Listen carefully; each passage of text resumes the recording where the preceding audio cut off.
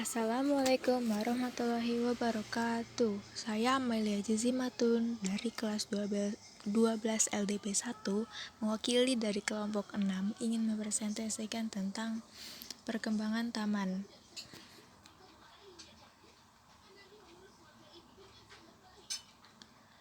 Pengertian taman adalah sebuah area atau sebidang tanah yang ditanami berbagai tumbuhan dan diberikan beberapa komponen tambahan yang bermanfaat bagi manusia.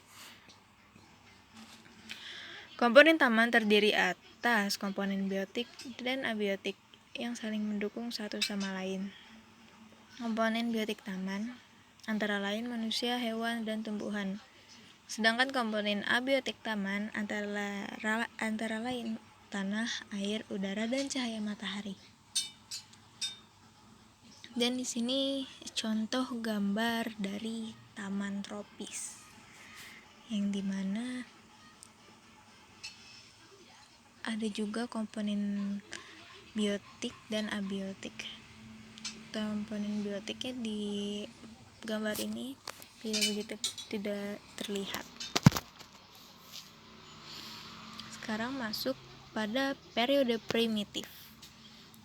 Periode primitif yaitu polanya tergantung alam, terutama menggunakan batu atau kayu yang memiliki aspek ritual berbentuk asli atau dipahat. Pada zaman ini orang-orangnya belum mengenal tulisan. Periode antik klasik terjadi pada masa sebelum Masehi. Taman pada periode ini ditandai dengan pola simetris dan tertutup. Tanaman yang digunakan adalah tanaman yang dapat dimakan atau dikonsumsi hasilnya, serta untuk bahan baku obat herbal dan aromaterapi parfum. Contoh taman pada periode antik: Taman Babilonia, Taman Mesir, Taman Persia, dan taman periode klasik Taman Yunani dan Taman Romawi.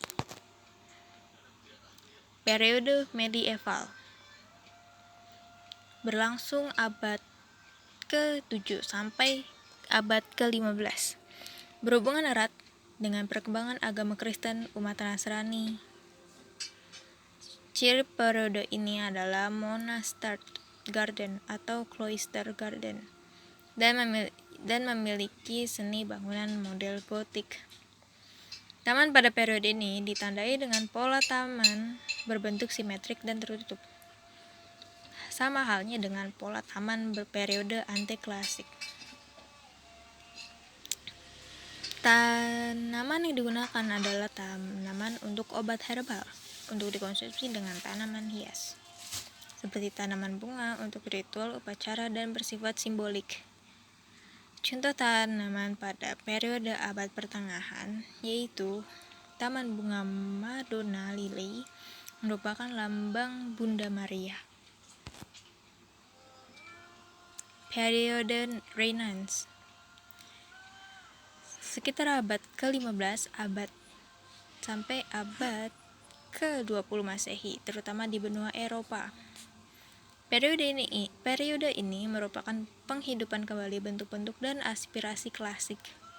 Kata Renaissance, jika diterjemahkan ke dalam bahasa Indonesia, berarti lahir kembali. Taman pada periode ini ditandai dengan pola taman berbentuk simetrik dan geometrik, tetapi sudah agak terbuka elemen utamanya, berupa air sebagai elemen bentuk kolam dan bentuk lain dengan tanaman yang digunakan, yaitu berupa bentuk hutan atau kelompok tanaman. Contoh taman pada periode Renaissance yaitu Taman Italia, Taman Prancis, dan Taman Inggris. Periode modern atau natural romantic abad 18 sampai 20. Romantic or natural garden bermula di Inggris atau English landscape garden. Karena kesadaran bahwa manusia bagian dari alam, harus menyatu dengan alam. Polanya alami pada lanskap. bangunan masih klasik. Elemen, pohon, lawn, kolam atau telaga, jembatan, bangunan klasik, temple. Contohnya adalah Sourhead Landscape Garden, Pelham Palace oleh Lancelot Brown, Istana Bogor, dan Kebun Raya. Tipe lanskap ini menyebar ke seluruh dunia sejalan kolonisasi bangsa Eropa, pengaruh industri, ekonomi, kolonisasi kota untuk industri public park, perkembangan daerah suburban. Manusia pindah ke tepi kota karena terdesak atau degradasi kualitas lingkungan, perkembangan park atau RTH,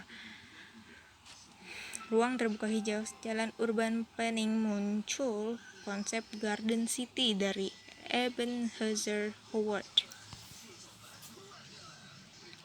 Periode modern, abad 20 lebih sampai sekarang, yaitu dengan abad 21. Pada periode ini telah berkembang penggunaan tanaman dalam taman. Bahkan mutlak ada tanaman hias sebagai ornamen. Taman telah berkembang sedemikian rupa, misalnya taman kota, taman rumah, dan taman bermain dengan penggunaan berbagai jenis tanaman. Karya taman yang dihasilkan lebih beragam. Arsitek lanskap pada periode ini merancangkan taman tidak hanya sekedar tempat untuk koleksi bunga, tetapi juga sebagai outdoor living room. Tanaman yang disesuaikan dengan kondisi tapak di sekitarnya dan sedikit memerlukan tenaga kerja dalam penanaman dan pemeliharaan.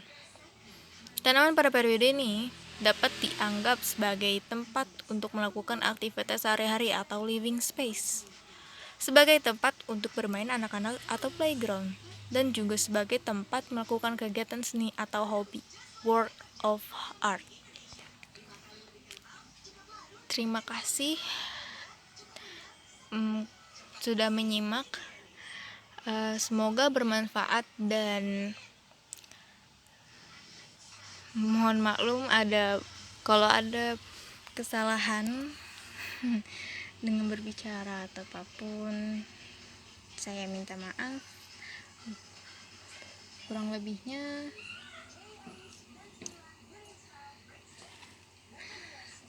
wassalamualaikum warahmatullahi wabarakatuh.